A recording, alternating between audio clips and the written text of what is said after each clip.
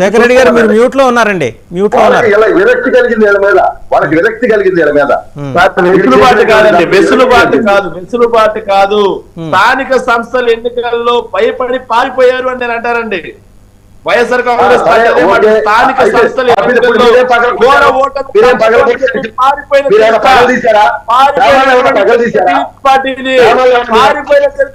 పార్టీని ఈ రోజు సాయంత్రం తర్వాత కూడా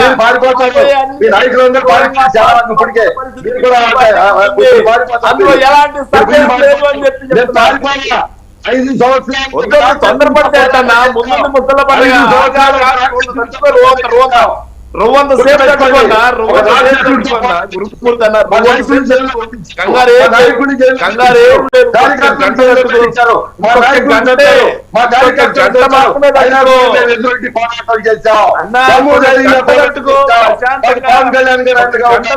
మిమ్మల్ని ఈ రేపు కొద్ది గంటలో మీ పరిస్థితి ఏంటో చూసుకోండి. అదే నేను చెప్తున్నా, రోజు తట్టుకో, 2-3 గంటలు తట్టుకో. ఎవరిని ప్రజలు తరిమి కొడుతున్నారు, ఎవరు ప్రజలు చిత్కరిస్తున్నారు,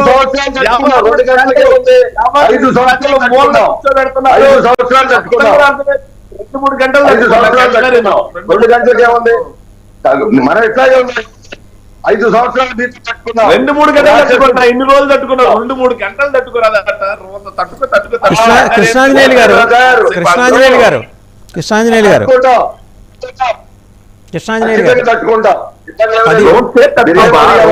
పరిశ్రమలు గ్రౌండ్ అయినాయి అని చెప్తున్నారు ఎవరు, మన శేఖర్ రెడ్డి గారు.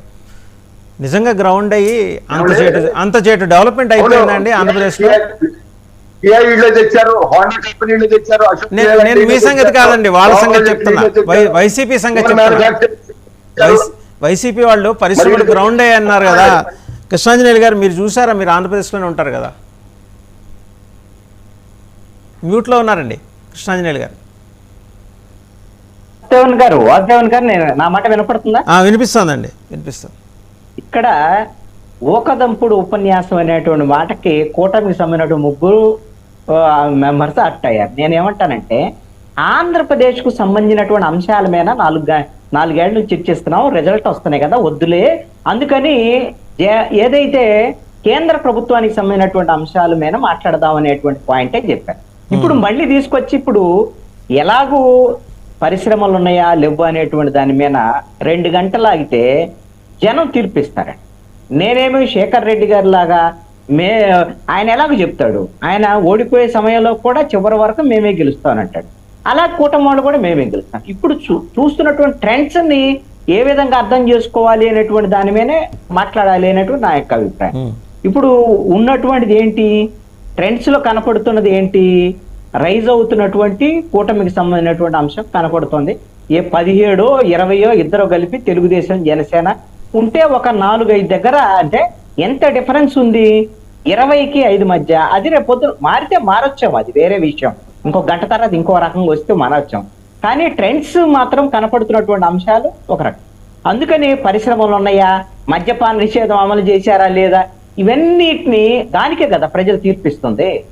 దానికి ఇప్పుడు మనం ప్రత్యేకంగా శేఖర్ రెడ్డి గారిని ఆయనకే నువ్వు ఇది నువ్వు చేయలేదంటే ఇది మనం చెప్పక్కర్లేదు.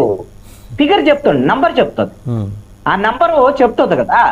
అందుకని ఇప్పుడు మనం దాని గురించి చర్చించుకోవడం కన్నా కూడా నా అభిప్రాయం అయితే ఇప్పుడు వాళ్ళ అభ్యర్థుల విషయం, ఎంపీలు ట్రెండ్ కూటమికే ఉంది, ఆంధ్రప్రదేశ్ కి సంబంధించినటువంటి దాంట్లో ఏది ఈ గంటకి సంబంధించినటువంటి అసెంబ్లీలు కూడా అంతే ఉన్నటువంటి పరిస్థితి ఉంది కదా.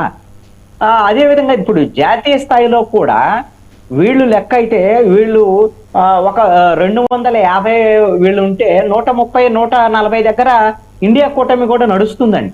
అక్కడేమి ఈ ఆంధ్రప్రదేశ్ తరహాలో 1 సైడ్ గా ఏమి లేవు. ఇప్పుడు 4 3 వైసీపీ దగ్గర ఉంటే 20 ఏమో తెలుగుదేశం జనసేన ఉన్నటువంటి పరిస్థితి. అంత లీడ్ అనేటువంటిది జాతీయ స్థాయిలో కనపడటం లేదు అనేటువంటి నా పాయింట్.